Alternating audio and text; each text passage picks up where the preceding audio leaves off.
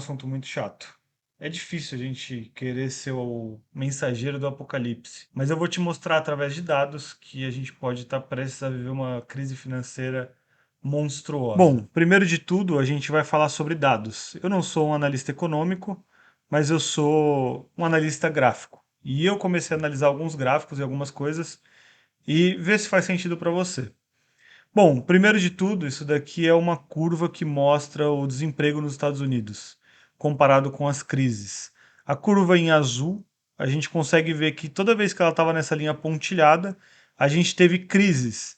Então aqui a gente está considerando a crise de 2001, a crise de 2008 do subprime e a crise do Covid, que foi a última. E agora a gente está em níveis de desemprego muito baixo. Então pode ser que isso sim, graficamente, mostre alguma recessão à vista. Pior do que esse dado do desemprego, a gente consegue ver os dados dos tesouros futuros dos Estados Unidos.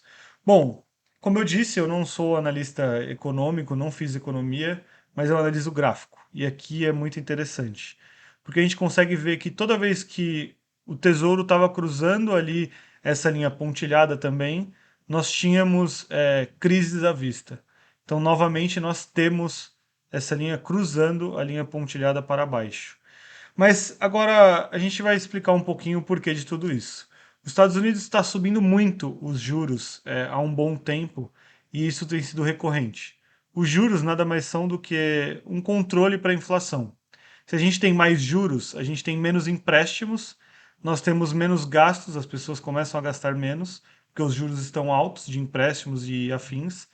E aí a gente tem a economia girando menos. A economia girando menos, menos dinheiro passando de mão para mão, a gente tem menos procura, aliás, menos oferta e a demanda baixa. Então isso ajuda a conter o valor do papel. A inflação nada mais é do que o valor do dinheiro, quanto o seu dinheiro pode comprar.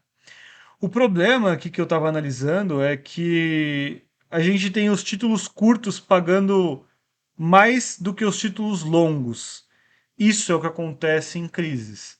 Eu procurei entender o porquê de tudo isso, mas não consegui encontrar a resposta certa. O que a gente consegue ver nesse gráfico é que os títulos de 10 anos comparados aos títulos de 2 anos, o de 5 comparado ao de 2 e o de 30 comparado ao de 2, a gente consegue ver que ele estava indo para um terreno negativo.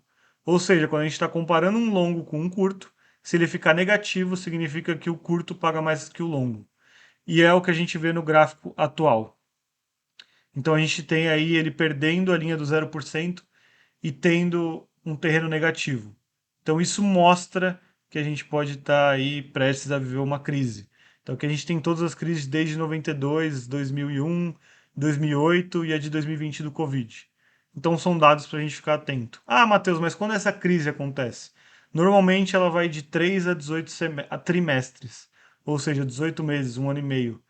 Em 2020 ele chegou a cruzar para baixo, que foi quando teve o Covid, e agora ele está mais uma vez cruzando para baixo. Então aí no próximo ano seria interessante você trabalhar com opções.